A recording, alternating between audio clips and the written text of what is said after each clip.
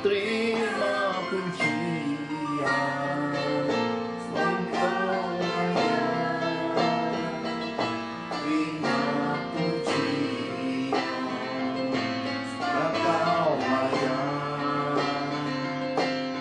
agungkan Yesus, Raja di atas segala raja,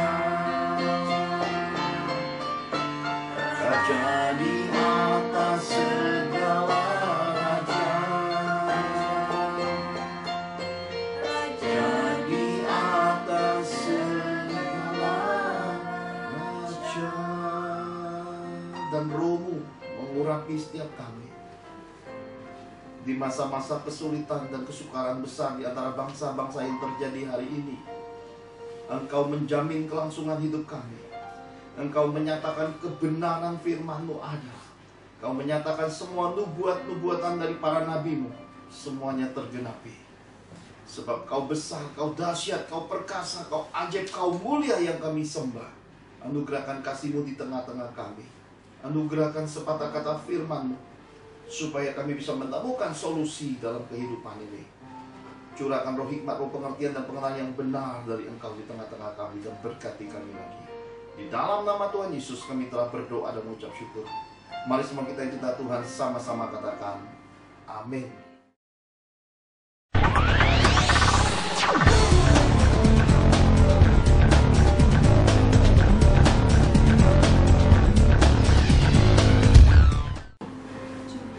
Saudara terkasih, saya percaya bahwa di dalam kehidupan ini segala sesuatu harus diuji.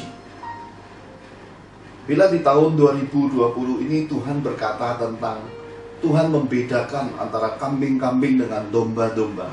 Tuhan menyatakan pemeliharaannya bagi orang-orang yang hidup berkenan di hadapannya. Tuhan menyatakan pertolongannya bagi orang-orang yang berharap pada Dia. Tentu kita harus memiliki pengalaman pribadi, mengalami apa yang dijanjikan Tuhan terjadi dalam kehidupan kita.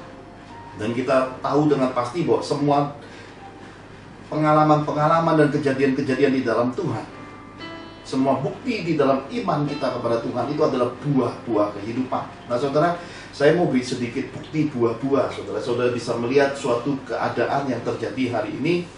Saya sudah berkata bahwa Tuhan memelihara hidup saya, saudara. Nah, saya bisa tunjukkan di sini. Ini adalah potongan buah mangga, saudara. Ya, ada yang kirimi saya mangga. Lihat merahnya, pasti rasanya manis sekali.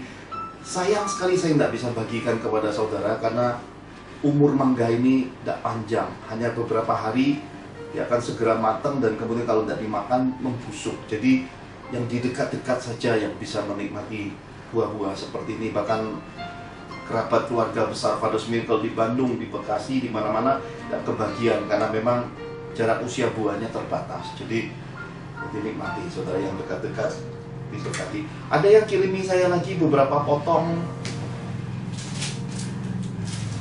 Ini namanya adalah mantau, saudara. Ini roti yang digoreng, makannya dicelupi dengan susu, saudara. Ini kuat untuk tahan lapar. Sejarah daripada bakpao sendiri merupakan kue yang dibuat sebenarnya pada masa peperangan zaman Cina kuno untuk membekali para prajurit di medan perang, saudara. Jadi ini makanan untuk berperang sebenarnya. Nah, kita lihat lagi ada kiriman berikutnya. Saya dikirimi suplemen, saudara. Tertulis di sini madu rasa. Madu ini juga suplemennya suplemen gula untuk energi. Kegunaannya adalah supaya tubuh kuat, tubuh bisa berperang menghadapi sakit penyakit, saudara. Ada banyak kiriman-kiriman suplemen, kiriman-kiriman balsem. Ya, jadi saya bertanya-tanya sama Tuhan. Ini semua perlengkapan perang. Lalu Tuhan mengingatkan saya tentang keadaan hari ini. Kalau saudara-saudara terkasih, sedikit ambil perhatian pada medsos, saudara akan menemukan beberapa berita-berita di medsos tentang resesi. resesi ekonomi, resesi bangsa-bangsa, di mana semua bangsa bahkan negara yang luar biasa kuat secara ekonomi sekelas Singapura, Italia, semua mengalami resesi dan mengakui sedang resesi. Artinya ada penurunan perekonomian, penurunan pendapatan negara, penurunan yang diakui semua bangsa hari ini. Persis seperti yang pernah Roh Kudus sampaikan kepada saya sudah nubuatkan di 31 Desember 2019 tentang tahun 2020 adalah tahun krisis bangsa-bangsa. Nah, seluruh bangsa sedang mengalami krisis. Hanya bangsa yang berharap kepada Tuhan dibedakan. Saya juga menerima berita-berita seperti beberapa saudara-saudara seiman kita, keluarga-keluarga di dalam Tuhan yang ada di beberapa bangsa, yang salah satunya ada di Belgia, mengirimkan tulisan dan berkata, gelombang kedua pandemi ini memasuki Belgia dengan jangkitan penyakit dan kematian yang lebih besar, yang lebih mengerikan. Nah saudara, saya juga dapat updatean dari anak-anak Tuhan, para pendoa yang berkata, mari dukung doa. Kondisi pandemi hari ini bukan mereda, tapi tambah bergejolak, tambah besar. Dan untuk mengingatnya gampang sekali, ranking bangsa-bangsa yang mengalami pandemi yang paling parah itu cukup kita singkat dengan singkatan A, bir, ya, minuman ya, A, bir. Ranking pertamanya adalah negara yang ada di Amerika. Hampir 3 juta jiwa mengalami serangan virus corona COVID-19. Yang kedua kan bir, saudara, B, Brasil. Yang ketiga I, India. Yang keempat Rusia. India, Rusia mendekati 1 juta orang yang terkena virus corona COVID-19 nih. Lalu ranking pembawa pandemi sendiri, Cina di ranking keberapa? Cina menduduki ranking 23. Indonesia 26.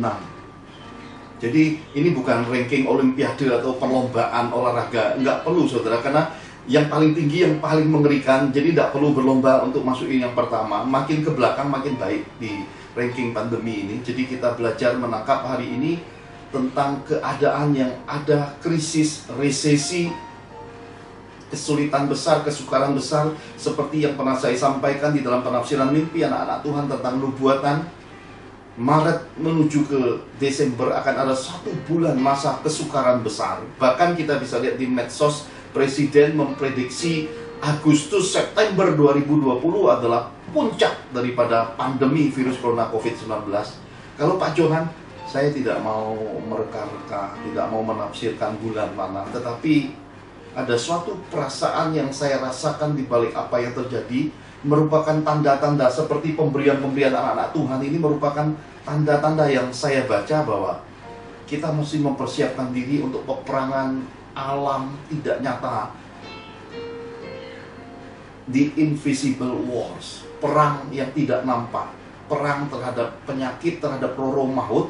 Dan Tuhan membekali dengan makanan-makanan, dengan suplemen-suplemen untuk mempersiapkan. Ini peringatan, ini nubuatan, ini tanda-tanda bahwa anak-anak Tuhan semua harus siap.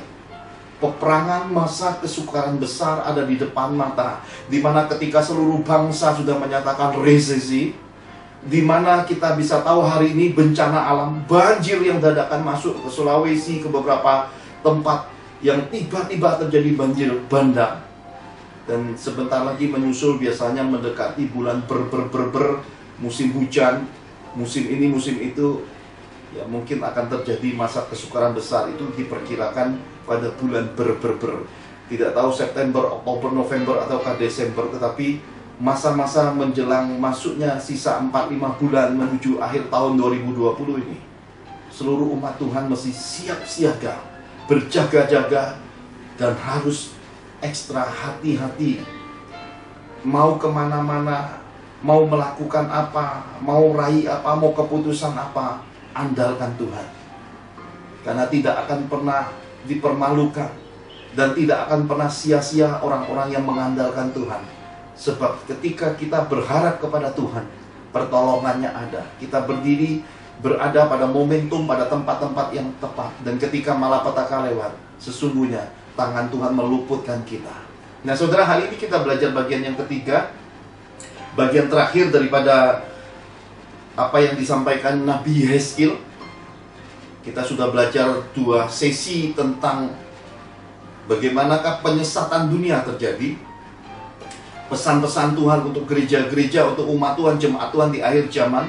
2 sesi kemarin penting kalau kita renungkan, maka sesi ketiga ini kita akan melihat hal yang lebih menarik lagi. Tapi saya mau ajak saudara sebelum masuk lebih dalam, ada kiriman dari anak Tuhan. Ini merupakan sebuah bentuk resume dari pelayanan semasa pandemi, dari mulai bulan Maret hingga Juli 2020 ini. Ada yang mengirimkan berita pribadi ke saya seperti ini. Pastor, sungguh saya sangat mengucap syukur kepada Tuhan, sebab apa yang saya cari selama ini, yaitu pengajaran tentang hubungan yang serius dengan Tuhan, hati yang bertobat, kembali pada kasih mula-mula, menjaga kekudusan, melakukan firman-Nya, hidup penuh kasih surgawi, saya temukan di sini melalui pelayanan Pastor Johan. Inilah yang saya cari selama ini, Pastor. Mengajak, ya, Pastor mengajak, mendidik anak-anak Tuhan untuk masuk ke dalaman kasih Bapa surgawi. Terima kasih kepada Tuhan sudah memakai Pastor Johan dan saya diperkenankan bertemu Bapak lewat media YouTube ini. Ini anugerah Tuhan, suatu penghargaan dari umat Tuhan, anak-anak Tuhan tentang pelayanan, penginjilan, pekabaran Injil yang murni. Dan izinkan saya dari kediaman rumah keluarga kami, keluarga De Johan, melepaskan berkat-berkat bagi anak-anak Tuhan. Bagi mereka yang melepaskan berkat-berkat makanan yang mendukung pelayanan ini berupa berkat-berkat makanan, biar seluruh rumpun keluarganya sampai usia tua tetap kuat dan sehat. Bagi mereka yang mengirimkan suplemen-suplemen, perberkatan doa-doa dan anugerahnya, biarlah Tuhan menjaga mereka sekeluarga tetap kuat dalam lingkaran perlindungannya. Bagi mereka, keluarga-keluarga yang mengirimi berkat-berkat buah-buah, maka biarlah buah-buah yang manis turun atas rumpun keluarganya diberkati. Sukacita selalu ada, damai sejahtera berlimpah-limpah dalam hidup mereka. Dan bagi anak-anak Tuhan yang mengirimkan perbekalan berkat, dukungan berkat materi, keuangan, biarlah seluruh rumpun keluarganya perkasa di muka bumi. Anak cucunya punya wasiat, punya warisan, punya kedudukan, punya kekayaan di bumi. Dan semua orang yang mendukung pelayanan ini biar diberkati tak berkesudahan. Sukacita Tuhan ada, penyediaan Tuhan ada, pertolongan Tuhan selalu tersedia. Dan diberkatilah semua orang yang telah memberkati.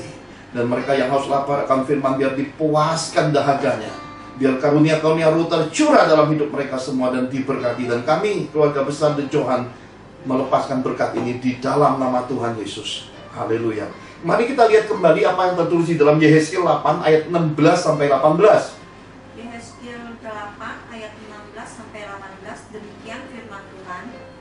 Kemudian dibawanya aku ke pelataran dalam rumah Tuhan.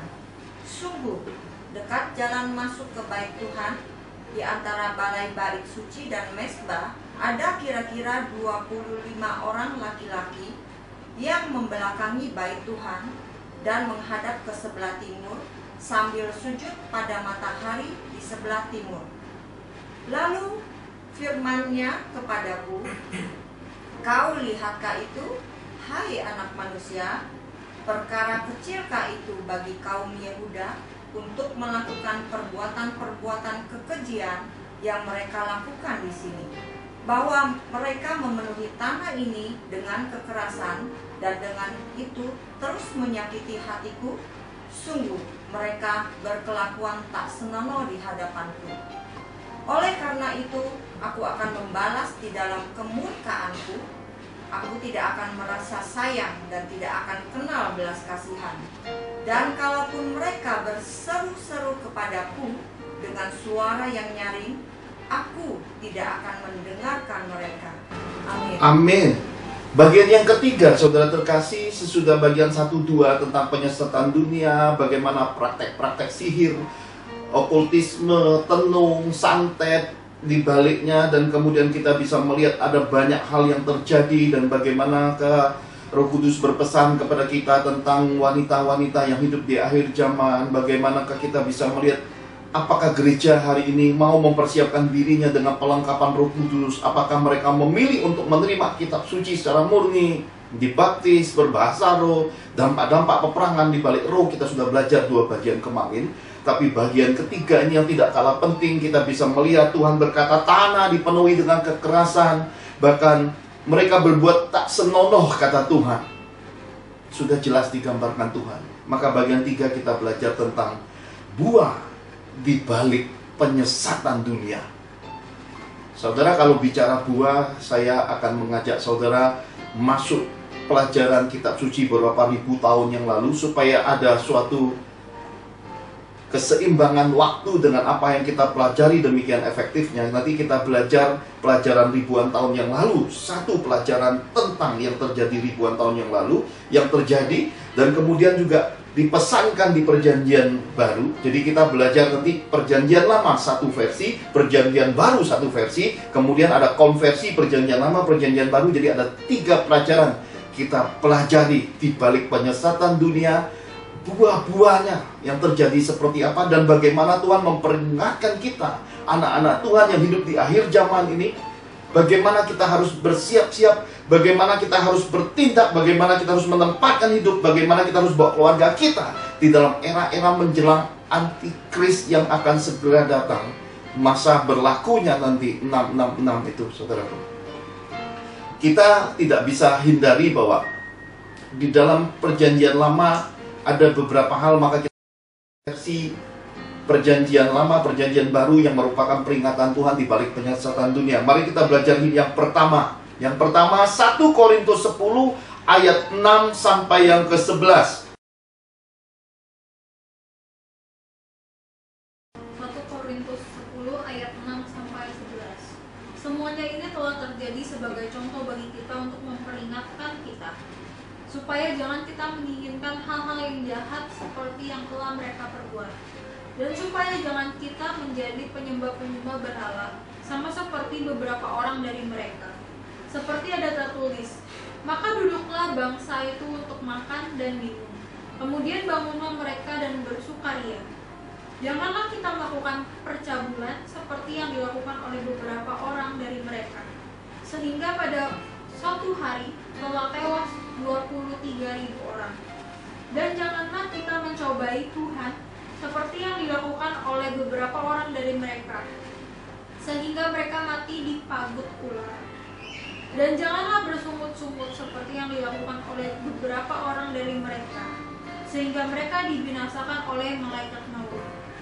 Semuanya ini telah menimpa mereka sebagai contoh dan dituliskan untuk menjadi peringatan bagi kita yang hidup pada waktu di mana zaman akhir telah tiba. Amin. Kitab suci berkata semuanya ini telah menimpa mereka, mereka yang hidup di perjanjian lama, mereka yang keluar dari tanah Mesir, mereka yang hidup di padang gurun 40 tahun itu. Inilah kesimpulannya.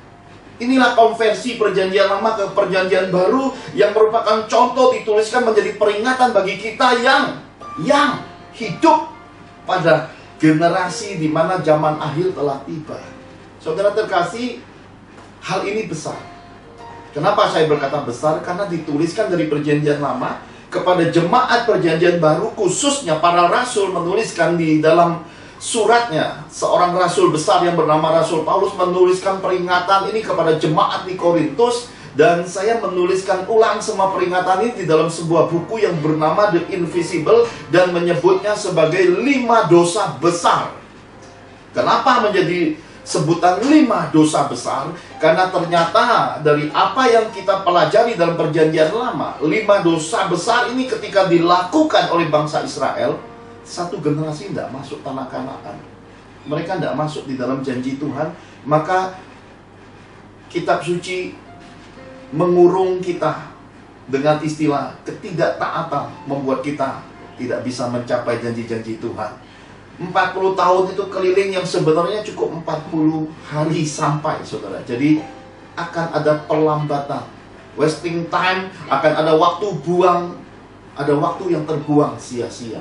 Akan ada hal-hal yang dilakukan yang tidak berharga, yang pada akhirnya berujung pada penyesalan yang nggak ada manfaatnya. Nah, karena itu 5 dosa besar ini sudah Roh Kudus peringatkan, bahkan saya tulis ulang kepada Bapak Ibu yang terkasih yang sudah memiliki buku The Invisible, bisa baca ulang. Kita akan lihat sekilas 5 dosa besar ini apa saja. Kita bisa melihatnya. Yang pertama, jangan menginginkan hal-hal yang jahat. Saudara, sesi-sesi sebelumnya kita belajar tentang Isabel, ratu mesum, ratu genit, ratu yang membawa roh penyembahan berhala masuk pada bangsa Israel. Dia membawa 450 nabi-nabi Baalnya berkuasa mengelilingi politik, mengelilingi kerajaan Israel, dan berkuasa dan membuat pada akhirnya kedaulatan Tuhan hilang, garis rumpun sejarah Tuhan tertutup, seakan-akan satu bangsa sudah kehilangan Tuhan.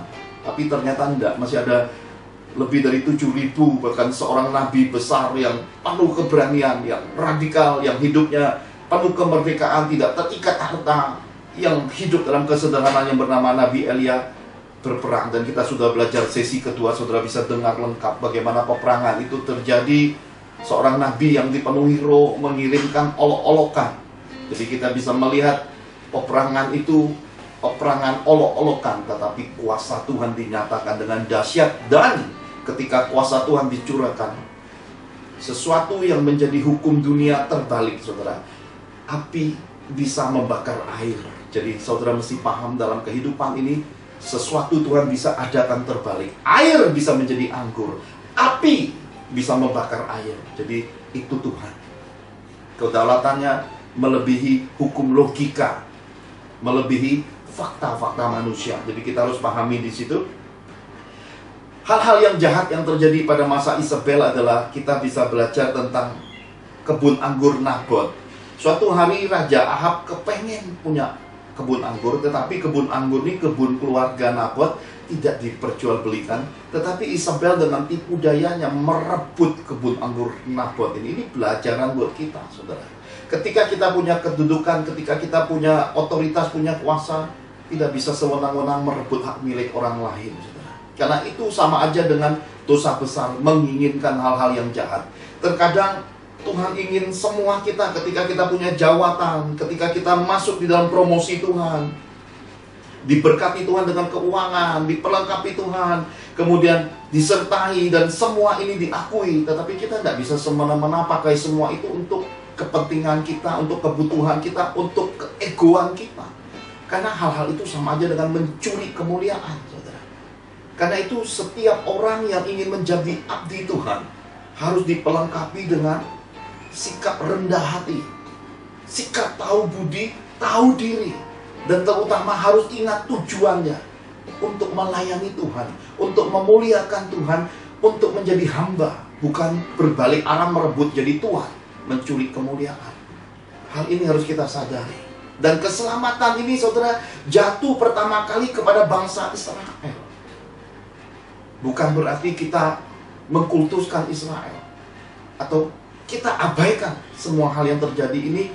Kita lupa seakan-akan kita melebihi Israel. Padahal semua ini dituliskan jadi pelajaran. Kita Israel rohani yang dicangkokkan lewat darah Yesus yang mahal.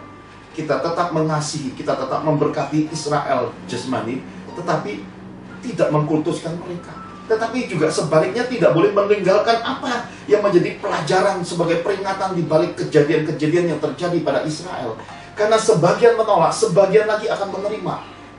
Kesudahannya akan tiba seperti itu. Sebagian dari Israel akan menerima Yesus, dan sebagian lagi tetap menolak.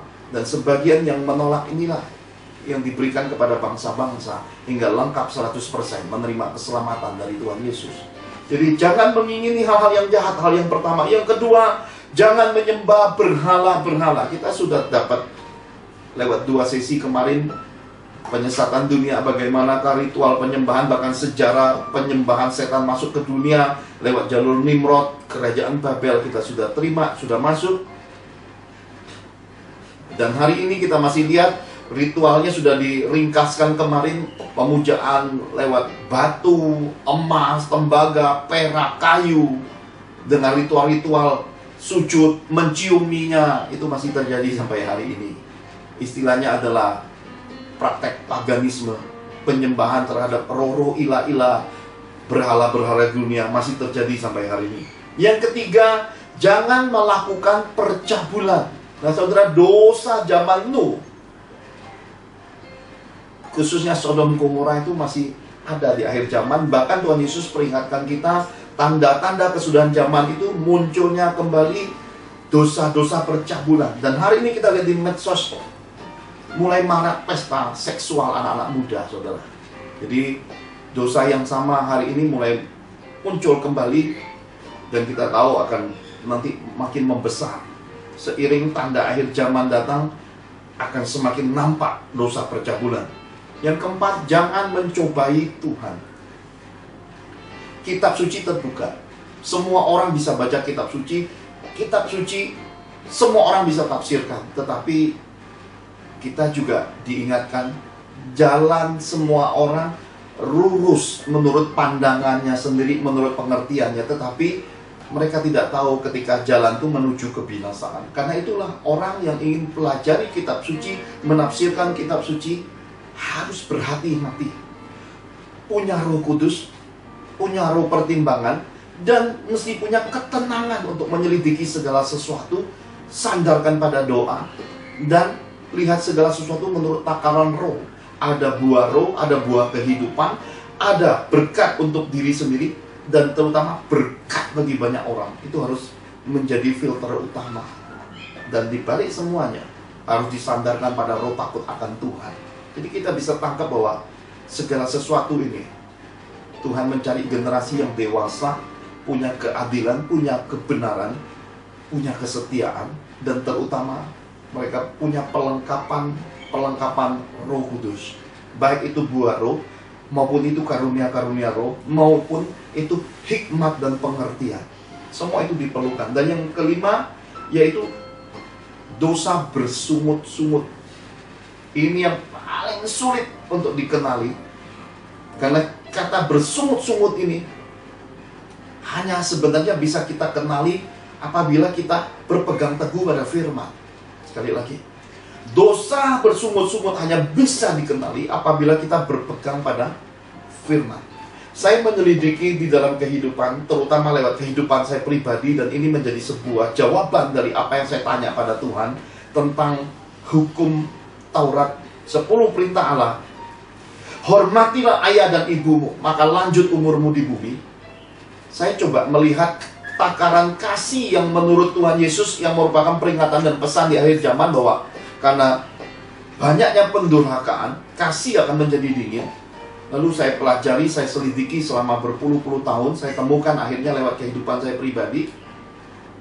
Di rumah saya masih tinggal seorang papa bersama saya, sudah umur 78 tahun, dengan sikap kelakuan yang takarannya adalah orang tua. Dan kalau kita sandingkan dengan egonya, dengan keakuannya diri kita, maka ini papa nggak bisa lama tinggal sama saya, saudara. Kenapa? Karena cara hidupnya berbeda dengan apa yang diajarkan di dalam pendidikan kita. Di dalam pendidikan kita diajarkan tentang kata berhemat.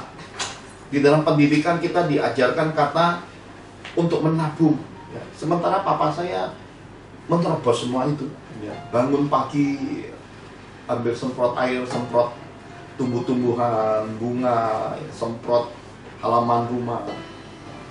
Tidak pernah berpikir berapa biaya tagihan air.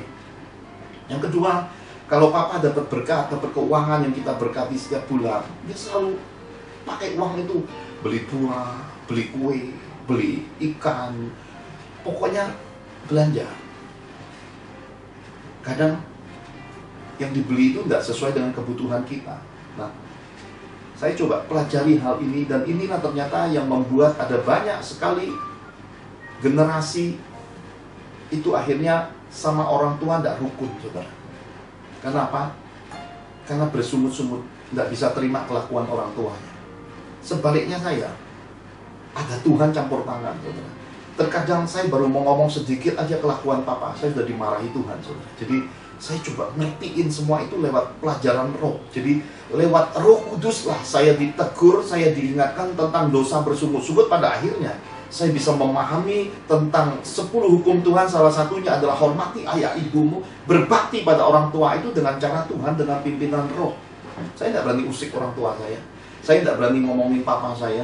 Saya cuma melakukan kewajiban saya selaku anak, memberi berkat, memberi pengertian seluas-luasnya, seluas samudera ya, setinggi-tingginya, setinggi langit.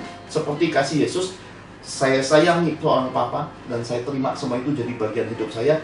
Semua kekurangan orang tua saya pelajari, saya pakai untuk memperlengkapi hidup saya, supaya saya bisa jadi seorang tua yang lebih bijak buat anak-anak saya nanti, buat anak cucu saya nanti. Jadi dengan demikian, saya melihat saya telah menggenapi hukum Taurat. Bakti pada orang tua, tidak lakukan 5 dosa besar, salah satunya adalah bersungut-sungut, saudaraku. Lewat seorang papa, Tuhan mengajari saya apa yang ditulis di dalam hukum Taurat, apa yang diajarkan Tuhan Yesus tentang kasih dan bakti. Dan saya bisa menemukan kunci ini merupakan hal penting di dalam kekristenan. Ada banyak orang ingin demikian saleh, demikian rohani, demikian profetiknya, demikian sangat militannya, tapi mereka mengabaikan salah satu hukum Taurat ini. Hormati ayah ibu, bakti pada orang tua. Mereka mengabaikan bagaimana mereka sudah masuk salah satu dosa besar yang dibenci Tuhan, yaitu dosa bersungut-sungut. Tidak jauh-jauh sungutnya sama orang tuanya sendiri, saudara. Ya. Jadi hari ini penting dan menjadi pesan peringatan buat kita, sebagaimana Tuhan pesan kepada saya. Bukan berarti kamu lebih muda, bukan berarti kamu lebih punya uang, sekarang kamu punya rumah, punya kedudukan, kamu punya otoritas, kamu bisa jadikan orang tuamu seperti budak, kata Tuhan. Kamu kurung mereka, kamu penjara mereka, kamu tidak pernah memperhatikan kesenangannya, kata Tuhan. Itu jadi dosa bersungut-sungut ternyata. Saya terkejut, saudara. Lalu saya berkata, oh Tuhan, ini pelajaran mesti dipahami banyak generasi, supaya jadi anak itu sebagaimana hamba melayani Tuhan, itu benar-benar jadi anak pun jadi hamba. Jadi orang tua itu disanjung sampai hari meninggal dunianya. Jadi pahlawan hidup kita yang budinya nggak bisa kita balas. Kita harus selalu cari cara menemukan bagian-bagian dari kehidupan orang tua untuk mereka mencapai kesenangannya. Terkadang orang tua, saudara, tidak butuh rumah megah, nggak perlu pembantu yang banyak, nggak perlu makanan yang banyak. Terkadang orang tua itu dia butuh tempat tidur dia yang nyaman. Dia ingin di dalam ruangan kamar dia yang nyaman. Dia ingin ke satu tempat, dia ingin buat ini, buat itu. Itu hal yang bagi dia adalah menyenangkan di hari tuanya. Dan kita sebagai anak-anaknya, anak mantu dan cucu-cucunya, adalah wajib untuk memahami, mengerti, dan menerima semua itu. Yang bahkan mungkin dalam hitungan kita merupakan kekurangan dan tidak menimbulkan kenyamanan bagi kita. Tetapi itulah bakti. Bakti itu adalah kasih, dan kasih itu memberi, kasih itu mengalah, kasih itu berkorban, kasih itu memahami apa yang diinginkan orang-orang yang kita kasihi, yaitu orang-orang tua kita. Nah, pelajaran bersumut-sumut ini ternyata luas dan dalam, saudara, pengertiannya. Jadi dari pelajaran masa lalu perjanjian lama dikonversi yang baru jadi bagian gereja Tuhan. Pelajaran yang sama masih ada. Dan hari ini, apakah kita menyadarinya, saudara? Karena Tuhan bilang sama saya, tidak guna kamu buat gebiar-gebiar rohani, tidak guna kamu lakukan hal-hal spektakuler yang wah, kalau orang tuamu sendiri tersandung terhadap dirimu. Pelayanan terbesar adalah Yerusalem, bukan hanya buat anak-anak. Ternyata orang tua itu juga Yerusalem hidup kita, saudara. Harta pusaka dari Tuhan. Kalau tidak ada orang tua, bagaimana kita lahir? Oh Pak, saya lahir dari batu. Ya kamu dongeng, manusia dongeng. Ya. Oh Pak, saya lahir dari pohon bambu. Ya berarti kamu rebung, saudara. Ya, ternyata kita manusia. Kita lahir dari orang tua, saudara. Dan jalan itu adalah jalan bagaimana Tuhan sudah gariskan. Kita tidak bisa milih lahir dari mana, saudara. Tetapi ketika kita sudah keluar, kita bisa memilih kebenaran. Tetapi garis itu tidak bisa dihindari. Karena itulah, saudara, hal ini untuk kita pahami. Di mana Tuhan tempatkan kita menemukan figur-figur orang tua. Sekali lagi saya garis bawahi. Di mana Tuhan menempatkan kita menemukan figur-figur orang tua, disitulah kita berbakti. Karena sering kali kita kehilangan kesempatan berbakti. Karena sering kali kita tidak punya kesempatan berbakti karena orang tua sudah meninggal, karena oleh berbagai persoalan hidup kita nggak bisa dekat. Tetapi Tuhan tetap memberi kita kesempatan untuk berbakti, karena orang tua yang dimaksud Tuhan bukan hanya sebatas orang tua kandung.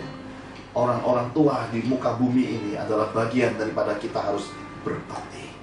Di mana ada rumah panti jompo, di mana ada orang-orang tua berkekurangan, di situ kesempatan untuk kita berbuat baik dan berbakti. Karena itu saudara, di dalam pelayanan saya banyak ketemu orang-orang tua, saudara. Terkadang saya punya keterbatasan karena mau jaga etika, norma, dan keluarga mereka, saya tidak bisa dekat. Tetapi saya sendiri sering mengelus dada. Karena anak-anak mereka yang sangat religius, yang sangat rohani, yang bahkan sudah punya jabatan di organisasi rohani, ternyata kelakuannya, mereka tidak sadari atau mereka pura-pura nggak tahu, mendukakan orang tuanya, saudara.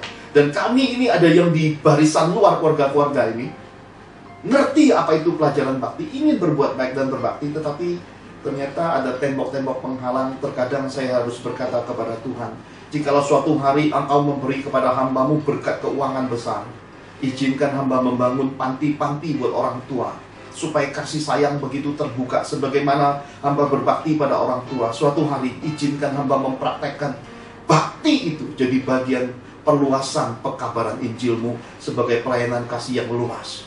Maka saudara, kalau hari ini saya bisa tolong satu Bu Angel janda dengan anaknya Riji, kalau ada yang berani klaim, saya juga akan klaim yang sama dengan iman.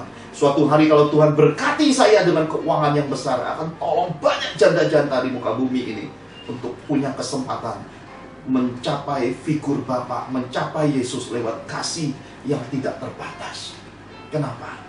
Karena ini sebuah kejujuran, ini sebuah kemurnian, ini sebuah pemberitaan, ini dapat diuji, dapat dibuktikan ketulusannya dan buahnya. Karena hari ini kita tahu dengan pasti, di balik penyesatan dunia, buahnya adalah melukai Roh Kudus. Buah di balik penyesatan dunia adalah membuat Tuhan murka.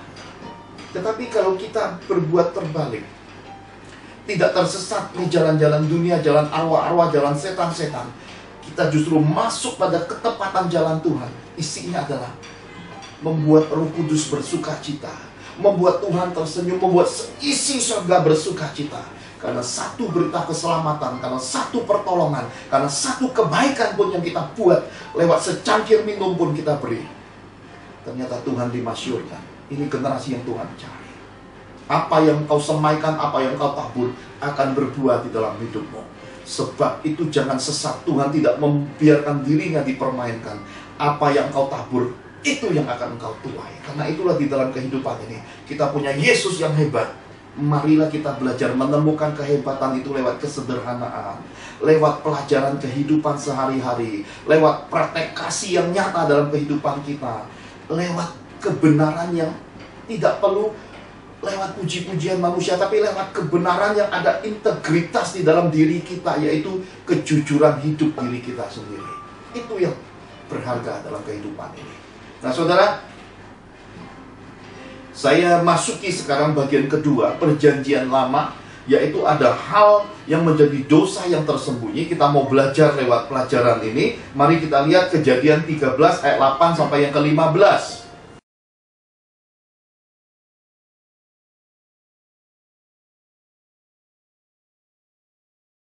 Kejadian 13 ayat 8 sampai 15. Maka berkatalah Abraham kepada Lot, janganlah kiranya ada perkelahian antara aku dan engkau, dan antara para gembalaku dan para gembalamu, sebab kita ini kerabat. Bukankah seluruh negeri ini terbuka untuk engkau? Baiklah, pisahkan dirimu daripadaku. Jika engkau ke kiri, maka aku ke kanan. Jika engkau ke kanan, maka aku ke kiri. Lalu Lot melayangkan pandangannya, dan dilihatnya lah bahwa seluruh lembah Yordan banyak airnya, seperti taman Tuhan, seperti tanah Mesir sampai ke Zoar. Hal itu terjadi sebelum Tuhan memusnahkan Sodom dan Gomora.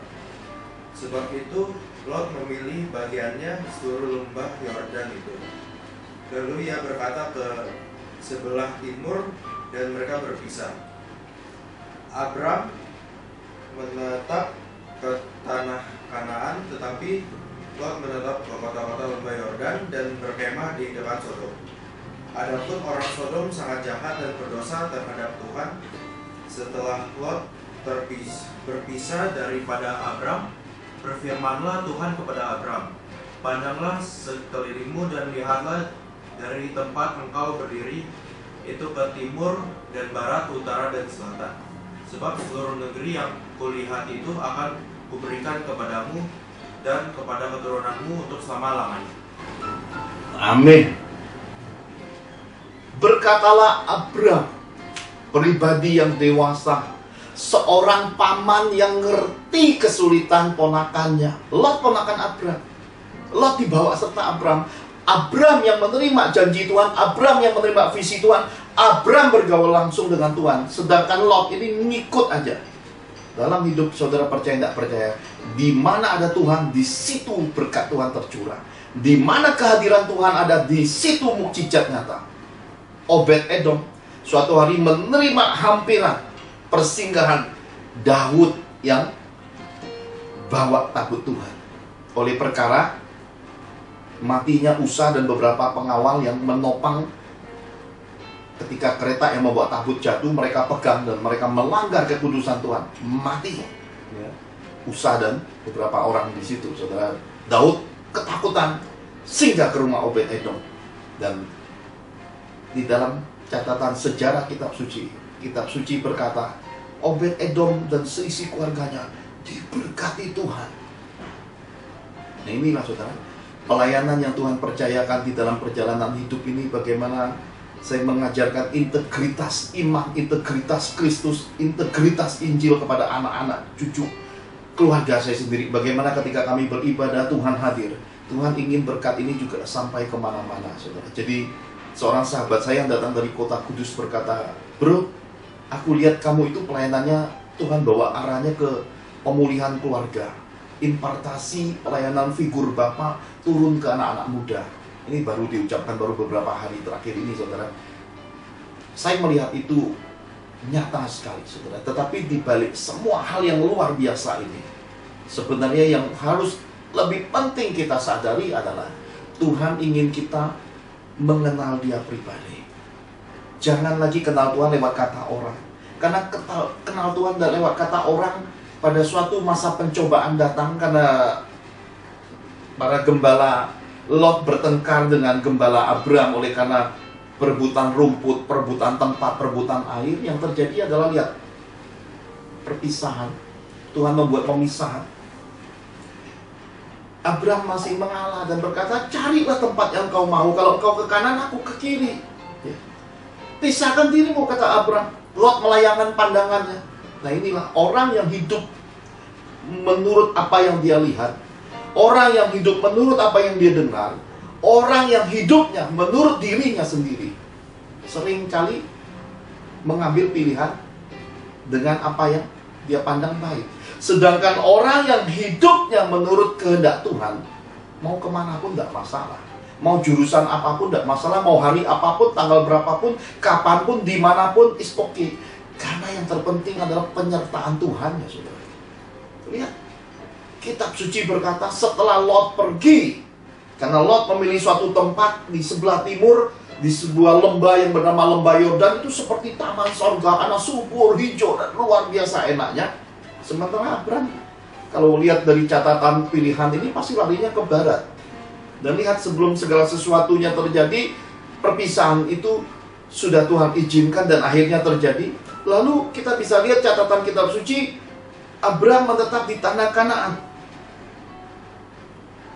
Lalu dicapailah sebuah kesimpulan. Tempat yang dipilih Lot yang seperti lembah sorga, penuh kenyamanan, kenikmatan, ternyata di dalam Sodom Gomora itu isinya adalah dosa kejijikan, dosa kebencian, dan jerit-jeritnya sudah sampai ke sorga, saudaraku. Hari ini kita harus hati-hati, saudara, kalau memilih tempat, memilih suatu keputusan hidup, mau menetap di mana, tinggal di mana. Jangan menurut apa yang kita lihat, kita dengar, tapi harus menurut kehendak Tuhan. Demikian juga berbisnis, jangan sembarang milih menurut apa yang kita lihat, yang kita dengar. Haruslah menurut pimpinan Roh Kudus. Demikian juga ngambil menantu, jangan berebut-berebut menurut semua orang mau. Carilah menantu yang datang dari Tuhan. Demikian juga pelayanan, jangan kejar kebiar-kebiar Jangan terburu-buru nafsu. Jangan lari dari garis kemurnian, dari pekabaran kekudusan dan hidup takut akan Tuhan. Karena isinya semua kesia-siaan nantinya, saudara.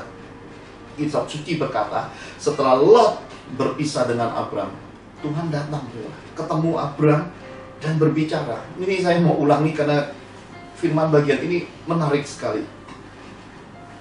Setelah Lot berpisah dari Abram, berfirmanlah Tuhan kepada Abram, pandanglah sekelilingmu dan lihatlah dari tempat engkau berdiri ke timur. Ya berarti kalau ke timur, ya ke arah Lot sekalian sampai ke arah sana. Ke barat, ke utara, ke selatan. Seluruh negeri yang kau lihat itu akan kuberi kepadamu dan kepada keturunanmu untuk selama-lamanya. Jadi Tuhan itu, saudara, mengingatkan kepada kita, yang terpenting adalah penyertaannya. Yang terpenting adalah bagaimana kita mengenal Tuhan pribadi. Jangan sampai melakukan dosa yang kedua di perjanjian lama ini, yaitu dosa tidak tahu diri, saudara. Dosa tidak tahu budi, saudara. Kenapa? Karena kepentingan, karena kebutuhan, karena ambisi pada akhirnya mengabaikan semua. Lot ini dengar Tuhan itu lewat cerita Abram. Lot ini diberkati karena mengikuti rombongan Abram. Tetapi karena makin banyak hartanya, makin banyak dombanya, makin banyak peliharaan ternaknya, makin banyak budak-budaknya, akhirnya dia lupa. Lupa pada dirinya, lupa pada tatanan berkeluarganya, lupa pada otoritas yang ada, lupa etika hidup, lupa norma hidup. Yang terjadi adalah lupa budi, lupa menempatkan diri, akhirnya mengikuti ambisi, mengikuti daya tarik dunia. Dan pada akhirnya kita tahu semua daya tarik dunia, roh jahat, nafsu manusia, pada akhirnya kesia-siaan hidup dan kehancuran hidup. Lot ini di dalam kisahnya kita bisa belajar, saudara.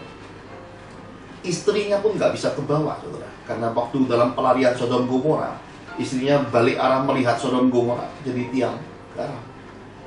Harta nggak kebawa, yang kebawa cuma 2 anaknya. Jadi dalam hidup ini, saudara, akhirnya menjadi suatu peringatan bagi kita.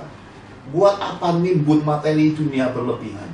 Timbunlah budi, timbunlah kasih, timbunlah pahala yang buat ke sorga. Supaya ketika dibentangkan buku kehidupan, catatan amalmu, catatan perbuatan iman, perbuatan kasihmu, ya dan amin. Di hari malapetaka, semua catatan itu jadi alasan para malaikat untuk tolong hidupmu karena sesuai firman Tuhan. Para malaikat hanya bekerja menurut koridor firman Tuhan. Di dalam kekristenan ini nggak ada malaikat yang bisa diajak kompromi, kasih sesajen dia tolong saudara, nggak ada, ya. Atau malaikat dikasih duit, kasih sogokan, kemudian dari jahat jadi baik, nggak ada di dalam kekristenan. Itu semua penyesatan, ya. Kekristenan hanya tahu 2/3 malaikat yang ada di sorga yang masih ngikut pihak kerajaan sorga itu hanya melakukan perintah Sang Pencipta semesta alam. Dan hal kita sadari dalam hidup ini bahwa sorga Yesus itu tidak ada isinya nafsu manusia. Nanti di sorga nanti tidak ada urusan kawin seksual, itu penyesatan. Karena sorga Yesus isinya orang hidup seperti malaikat. Nggak ada lagi urusan-urusan materi, ngumpulin duit, harta emas, deposito. Nggak ada guna, nggak kepakai dan nggak ada di sorga Yesus yang begitu. Mikirin yang jijik-jijik, ya. Soal-soal kelamin, soal-soal yang berbau perkawinan seksual, itu udah, itu setan punya, manusia punya, itu adanya hanya semasa hidup di dunia ini. Nanti isinya nggak ada, itu dibakar semua. Nanti yang mikir-mikir gitu isinya pasti penghuni neraka. Jadi kita sebenarnya lihat sorga itu cukup lewat nurani pun tahu di mana letak sorga, di mana kalau letak penyesatan neraka, saudara. Kenapa? Karena ini penting untuk kita sadari, karena kita tahu penyesatan dunia, buah akhirnya adalah murka Tuhan. Musuhan dengan pencipta semesta alam, apakah ada titik akhirnya, saudara? Tidak ada. Kitab suci mengingatkan kepada kita, apinya tidak bisa padam. Di situ kertakan gigi, kata Tuhan Yesus, suara jerit kertakan gigi. Di situ siksaannya kekal. Di situ, saudara, ulat-ulat belatung, saudara. Di situ, saudara, orang tidak punya kesempatan lagi untuk memperbaiki dirinya. Jadi semasa kita hiduplah, kita mendengar suara pertobatan, pintu pertobatan terbuka. Kalau sudah terlambat, sia-sia. Oleh karena itulah kemurnian, kekudusan dan takut akan Tuhan harus mewarnai pribadi-pribadi yang mendengarkan suara Tuhan, saudara. Injil diberitakan dengan maksud supaya kita mencapai rupa dan gambar Tuhan, kembali kepada citra Tuhan, hidup dalam perkenanannya, supaya kita semua semasa hidup itu melakukan perbuatan-perbuatan yang berkenan kepada Tuhan. Supaya selagi kita hidup, kita dan rumpun keluarga kita, roh takut akan Tuhan itu menjadi mata rantai yang mengikat, kasih di dalamnya, penguasaan diri di dalamnya, kemurahan ada, belas kasihan ada, kebaikan ada, semuanya ada di dalam keluarga kita. Oleh karena apa? Kita hidup untuk satu tujuan, memuliakan Tuhan. Ini yang kita mesti sadari. Nah saudara, kita sudah lihat dua bagian. Yang terakhir saya akan ajak saudara masuk pada satu dosa di perjanjian baru. Dan ini sangat mengerikan sekali. Bagian yang ketiga, Matius 12 ayat 27 sampai 33.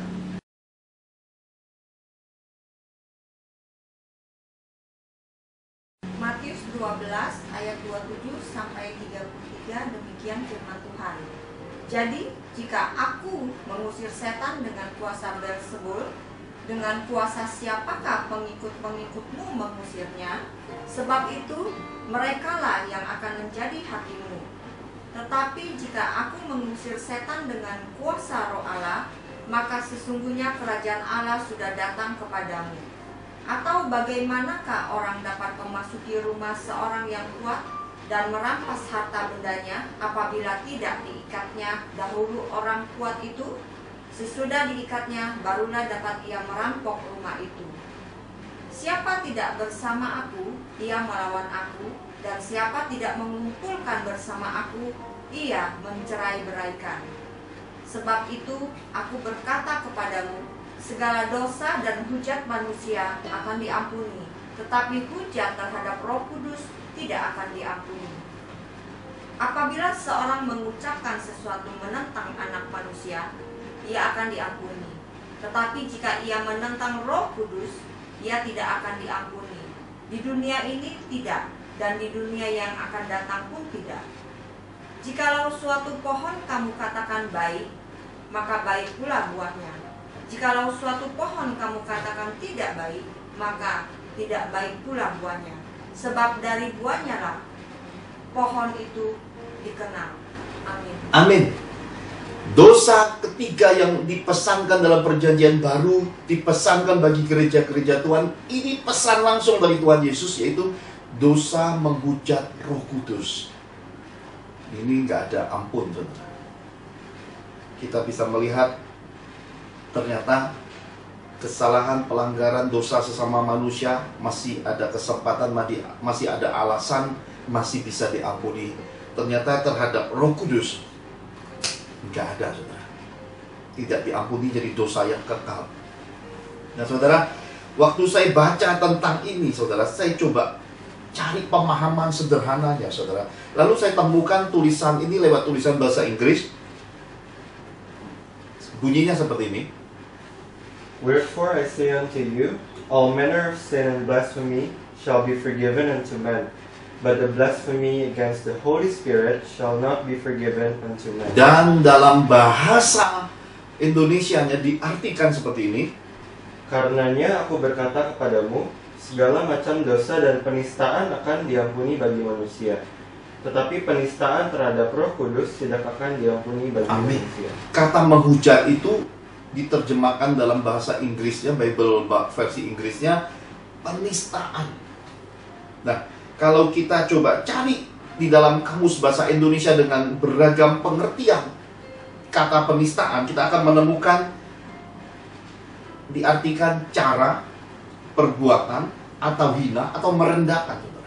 Jadi kalau kita coba tangkap secara sederhana, bagaimanakah dosa kekal, dosa yang dibenci Tuhan Yesus sendiri, dosa menghujat Roh Kudus ini terjadi, yaitu ketika kita memiliki cara-cara yang melukai Roh Kudus, cara hidup yang tidak dikenan Tuhan, cara hidup yang memanipulasi kemurnian, kemuliaan Tuhan, cara hidup orang-orang munafik, cara hidup yang ternyata isinya palsu, Makanya di akhir zaman diperingatkan soal nabi-nabi palsu, karena teori-teori rohaninya luar biasa, tapi perbuatan hidupnya ternyata tidak sesuai, makanya disebut palsu. Karena luar dalam hidupnya itu munafik. Makanya nabi-nabi palsu itu akhirnya membawa orang-orang yang ingin cari Tuhan, yang ingin demikian saleh belajar tentang iman, ternyata dimasukkan dengan cara-cara palsu. Akhirnya bukan masuk pada dimensi Roh Kudus, masuknya dimensi roh-roh penyesat. Itu ternyata dibenci Tuhan, jadi dosa yang kekal.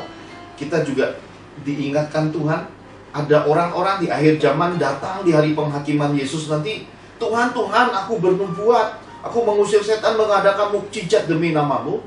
Tuhan berkata, ternyata ada bagian-bagian di baliknya yang disebut perbuatan. Perbuatan yang melukai Roh Kudus, perbuatan yang dibenci Tuhan Yesus, perbuatan yang menjadi dosa yang kekal, yaitu ketika pada masa awal mereka memulai pelayanan lewat roh dan mengakhirinya di dalam keadaan kedagingan. Jadi memulai dalam roh, mengakhirinya dengan daging. Artinya adalah terjadi pergantian Tuhan. Mulanya kudus, mulanya suci. Tapi di dalam proses perjalanannya, dalam keberhasilan, dalam pencapaiannya, ternyata Tuhan disingkirkan. Dia makan semua keberhasilan, kesuksesan untuk dirinya sendiri. Dia ganti tuannya menjadi mamon, dia ganti tuannya jadi duit, dia ganti tuannya jadi kesenangan seksual, dia ganti tuannya jadi popularitas, dia ganti tuannya jadi dirinya sebagai Baal yang dikultuskan. Itu yang terjadi di balik menghujat Roh Kudus. Orang mencuri kemuliaan. Maka Tuhan berkata, "Anyalah kamu sekalian yang perbuatan-perbuatannya jahat, anyalah kamu sekalian yang berbuat kejahatan." Itu ternyata dosa menghujat, dosa yang dibenci Tuhan. Buah di balik penyesatan dunia yang membuat Tuhan murka itu ternyata hal-hal seperti itu, saudara. Hina. Kalau soal hina, saudara, ya, kita sering lihatlah perihal-perihal hina, ya. Tetapi yang paling mengerikan adalah ketika orang sudah tahu kebenaran, mengecap kebenaran, menerima mukjizat Tuhan, tetapi satu kepentingan dan kebutuhan, dia sangkali semua itu. Dia berbalik ke roh dunia, dia berbalik kepada roh agamawi, dia sangkali Tuhan Yesus, sangkali Roh Kudus. Nah itu, saudara, itu yang namanya hina.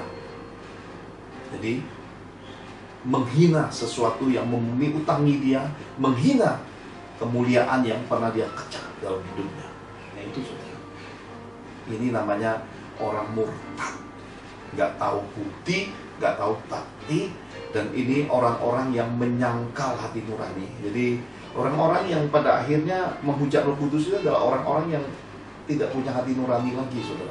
Mereka seperti, gambaran jelasnya adalah seperti orang-orang yang sudah dirasuki roh antikris.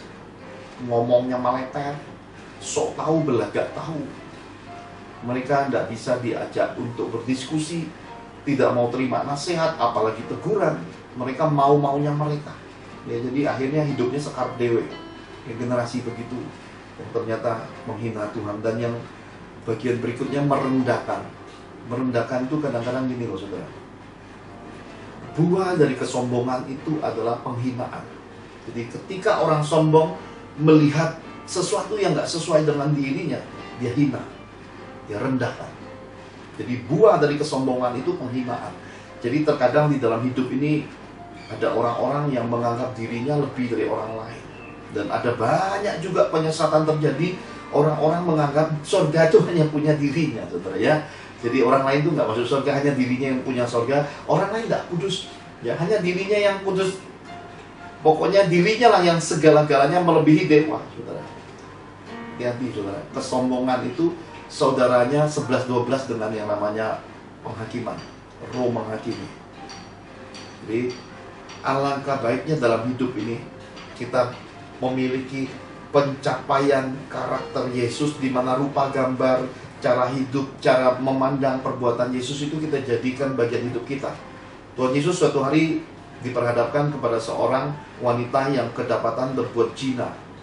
Di bawah ahli Taurat, orang-orang Farisi, di bawah orang-orang agamawi, di bawah orang-orang yang mengerti kitab suci, ditaruh di bawah kaki Yesus. Dan mereka mencobai Yesus dengan cara membawa ayat-ayat yang suci menurut mereka untuk mendakwa wanita ini, maksudnya untuk mencobai Yesus. Saya senang dengan cara Tuhan Yesus menjawab, karena jawaban Tuhan Yesus kita bisa temukan dengan anugerah yang luar biasa. Dia menulis ke tanah, dan sayang kitab suci tidak menjabarkan apa yang ditulis Tuhan di tanah. Tapi kalau kita tahu, semua orang kalau ingin menulis ke tanah menggunakan satu jari, yaitu namanya telunjuk. Maka ini saudara mesti lihat 5 jawatan: rasul, nabi, penginjil, pengajar, gembala. Jadi kalau menulis sesuatu itu adalah harus pada jari nabi. Jadi ingin menjawab sesuatu yang berbau pendakwaan harus pakai karunia nabi, saudara. Maka Tuhan Yesus berkata, kalau ada di antaramu yang tidak pernah berbuat dosa, boleh yang pertama kali melemparkan perempuan ini dan boleh merejamnya. Dan ketika suara kenabian dia sampaikan, saudara, dia tulis lagi ke tanah. Sebenarnya kalau semua orang ngerti dunia profetik, melihat Tuhan Yesus membungkuk menulis lagi ke tanah, harus tahu bahwa manusia itu asal muasalnya adalah dari tebu tanah. Jangan menganggap dirimu sebagai Tuhan, mau jadikan dirimu sebagai Tuhan, dan janganlah merasa kemuliaan itu punyamu. Kamu itu nanti akan di sini, kata Tuhan. 1 kali 2, ini loh ukuran kuburan. Mau punya apapun, sehebat apapun, itu semuanya isinya angka-angka, nggak kebawa masuk 1 kali 2-nya. Karena kalau masuk 1 kali 2 itu habis, lenyap semua, dimakan lengat, berkarat, kata Tuhan, habis nyatu, saudara, dengan bumi. Dan kita bisa lihat Tuhan demikian luar biasanya mengajarkan kepada kita Roh Kudus terpenting. Saya sudah ingatkan kepada banyak anak-anak Tuhan di dalam 2 sesi kemarin, yang terpenting adalah Roh Kudus. Roh di dunia ini begitu banyaknya. Kitab suci berkata roh-roh dunia yang miskin. Jadi yang terpenting Roh Kudus. Kenapa? Kalau saudara punya Roh Kudus, makan enak, tidur nyenyak, kemanapun rasanya cukup, dan tidak perlu khawatir apapun, dimanapun berada, kemerdekaan roh mengikuti. Dan kita tahu jejak langkah kaki kita, mengikuti jejak kaki Tuhan yang terlemah. Jalan-jalan hidup kita ada pelitanya, karena roh Tuhan menghidupkan firman yang kita baca jadi rema kehidupan kita. Itu isi keseluruhannya, saudara. Jadi bagian yang ketiga yang bisa saya sampaikan pada kesempatan berbahagia ini adalah penyesatan dunia hanya akan berakhir menuju murka Tuhan. Jadi alangkah baiknya mari hari-hari ini kita masuki dunia kekristenan kita menurut apa yang ditulis dalam kitab suci. Apa yang ditulis dalam kitab suci? Kasihilah Tuhan Allahmu dengan segenap hatimu, segenap jiwamu, dan segenap kekuatanmu. Kasihilah sesamamu manusia seperti engkau mengasihi dirimu sendiri. Itu Tuhan pesan. Jadi hukum balancing itu kepada Tuhan yang tidak nampak, kepada sesama yang nampak kita kerjakan, semua berbuah. Sebagaimana saya juga rajin nabur berkat-berkat, berupa berkat makanan. Bu Angel jadi pintar masak, sekarang kita juga sering bawa ke berbagai tempat, anak-anak panti asuhan di pinggir jalan, di mana-mana kita serbai makanan. Makanan-makanan kembali semua, saudara. Ya. Kita semai apa, datang apa, saudara. Ini berkat-berkat. Tuhan kasih semuanya bukti, buah, bahwa apa yang engkau tabur itu akan berbuah dalam kehidupanmu. Dan saudara, saya percaya beberapa bulan, sisa 5 bulan ke depan ini adalah masa-masa di mana kita harus mempersiapkan diri memasuki masa kesusahan yang besar yang akan datang di tengah-tengah bangsa kita. Anak-anak Tuhan mesti mempersiapkan dirinya, saudara. Jangan lengah. Sesuatu yang ada di sekitar kita hari ini nampaknya tidak ada apa-apa, tetapi sebenarnya roh maut sedang mengintai seluruh muka bumi ini. Roh maut sedang mengintai siapa yang lengah kena. Yang dulu punya perkiraan-perkiraan yang ada, oh itu virus corona nyerangnya orang tua, sudah tidak bisa terpakai. Karena ternyata bayi 1 bulan, 5 bulan pun terkena virus corona. Oh, virus corona cuma bisanya lewat media ketika salaman berinteraksi. WHO baru mengeluarkan statement bahwa ternyata virus corona bisa hidup di udara. Jadi saudara, semua hal tidak ada kepastiannya di dalam dimensi kehidupan duniawi, saudara. Tetapi yang dari Tuhan, 1000 rebah di sebelah kiriku, 10.000 rebah di sebelah kananku, karena aku berpegangan pada Tuhan. Bayangin saudara, Tuhan berjalan, saudara pegangan sama Tuhan. Roh maut mana berani nyentuh hidup saudara? Karena sengat maut sudah dihancurkan waktu dia turun dari kayu salib masuk ke perut bumi. Dia ambil segel neraka itu saudara. Maka saudara mesti pahami kitab Wahyu. Seluruh keberadaan penguasa setan itu tidak ada satu bandingan, tidak ada satu cuilnya terhadap Yesus Tuhan kita. Kenapa? Nanti penguasa tertinggi setan itu, kalau saudara baca di dalam buku The Invisible, saudara akan menemukan bahwa yang nangkep penguasa setan tertinggi itu nanti malaikat.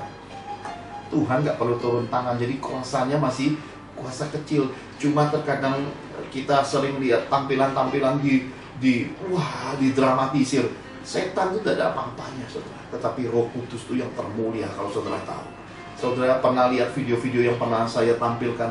Suatu hari ketika masa kedukaan istri saya meninggal, kami duduk di kamar ini. Tiba-tiba Tuhan berkata, aku hadir, dan kehadiran Roh Kudus itu dimanifestasikan. Anak saya Rehwel, anak perempuan saya, itu seluruh badannya saudara, itu ditaburi Tuhan lewat alam kasat mata, itu turun manifestasi permata-permata saudara, berkilau-kilauan saudara di kamar ini. Itu anugerah Tuhan yang luar biasa. Jadi inginkan Roh Kudus, kariblah dengan Roh Kudus, belajar kitab suci, belajar hati Yesus, belajar kehidupan lewat Roh Kudus. Kita akan melihat betapa luar biasanya Tuhan, betapa luar biasa karya salib Yesus itu. Dengan demikian hidup kita di bumi seperti di surga. Di akhir sesi ketiga ini,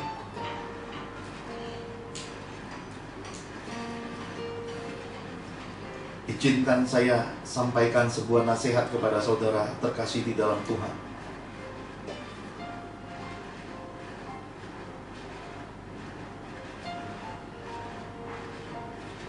Jagai jiwa.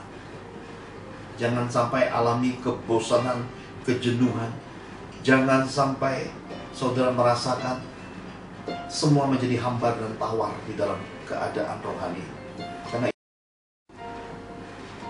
over, berlebihan segala sesuatunya. Jangan juga kekurangan. Capailah titik harmoni. Capai damai sejahtera, sukacita, dan kesenangan selagi hidup.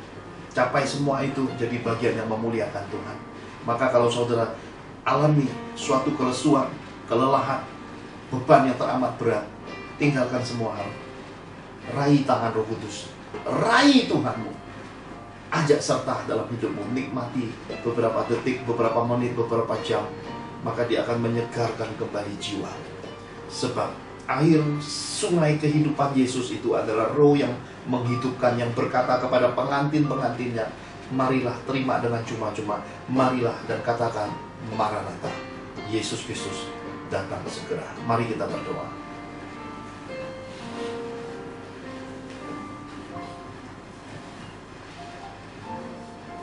Bapa yang ada di surga, kami bersyukur pada hari ini kami bisa sekali lagi mendengar apa yang disampaikan oleh padamu Tuhan melalui hamba-Nya.